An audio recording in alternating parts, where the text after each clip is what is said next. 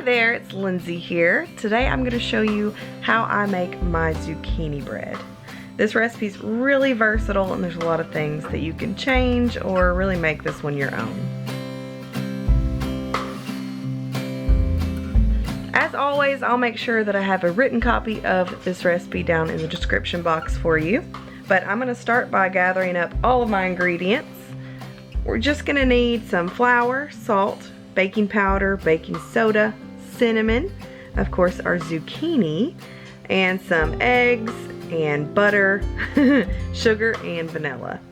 And you'll also need one of three things, either cream cheese, sour cream, or ricotta cheese. You could also use applesauce. I'm just going to quickly prep my pans by spreading them with butter and then using flour over that so they don't stick.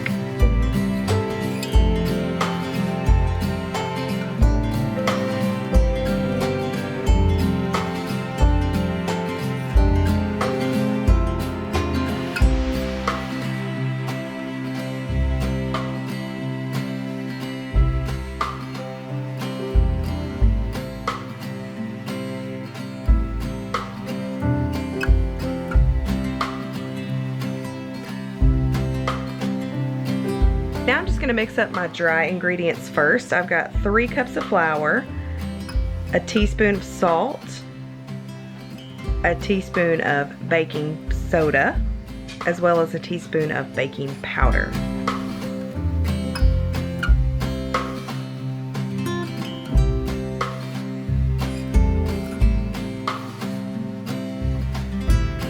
I'm also going to mix my seasonings in here, my spices, and I'm just using a tablespoon of cinnamon.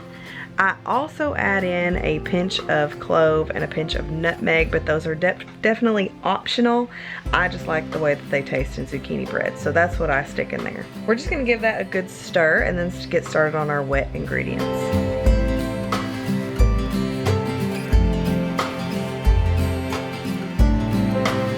Now here in my mixer, I'm just going to add 3 eggs with a whole stick of butter. Now usually you want your stick of butter to be softened, but I don't leave the butter out and I didn't have time for that. So mine is not softened, so I'm gonna mix it a little longer than usual. But I'm also adding in 2 cups of sugar here and a tablespoon of vanilla. And this is where the variation comes in. I'm putting in half of a cup of ricotta cheese because that's what I have on hand that I need to use up. But I've used sour cream, I've used cream cheese in this, I've also used applesauce in this. So that's just kind of one more ingredient that keeps your bread moist. So you can really use anything like that you would like to. I've even used a flax seed in water that's been soaked. If you have nothing else, that'll work, or chia seed or something like that. But it's just that little added ingredient and you can kind of use up whatever you have on hand. I'm also going to shred my humongous zucchini that is so important because you can't have zucchini bread without zucchini. But I like to use overgrown ones because those are just a lot harder to saute or fry. So I just shred mine up. I'm also picking out the seeds here because I am seed saving from this one. So I just shred up the whole thing, and anything I don't use in my zucchini bread, I will just pop it in the freezer. But I ended up using 3 cups of shredded zucchini here. I don't squeeze out the liquid or anything like that. I'll need that liquid for mine, so I just leave that all in. You can use anywhere from 2 to 4 cups, whatever you prefer in your zucchini bread, but I used about 3 cups of zucchini. So I always label that and put enough in the bag for a whole nother batch of zucchini bread.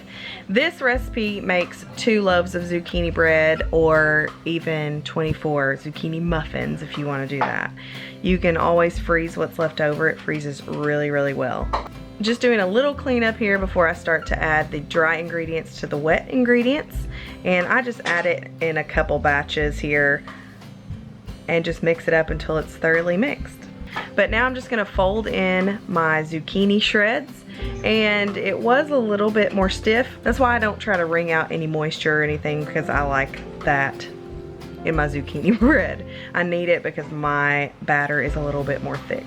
I'm just sectioning this off into 2 separate little loaf pans. I'll link the pans that I have below or something very similar. I've had these for a long time.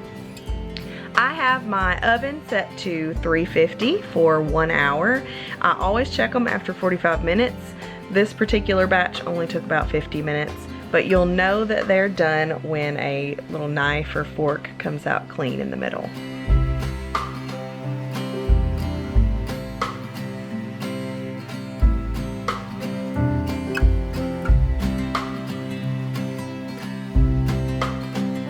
These are so good. Like I say, everybody loves them, and we can even have them for breakfast.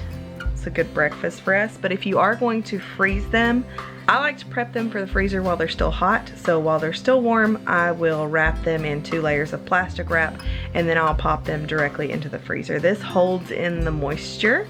That's a little trick that I've learned from years and years and years of baking professionally.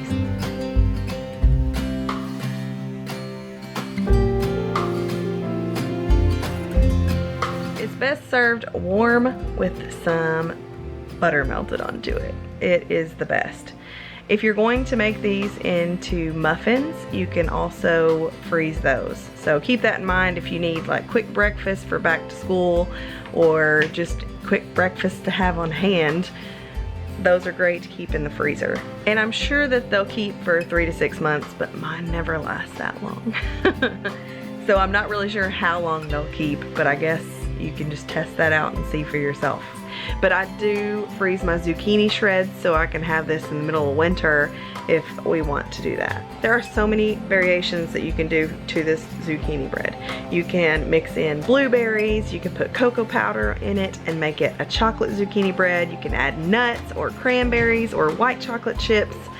All of that would be delicious. So really take this recipe and make it your own. Let me know down in the comments if you decide to try it and what variations you used. But I want to thank you so much for watching today. I can't wait to chat with you in the comments, and I will see you in the next one. Bye.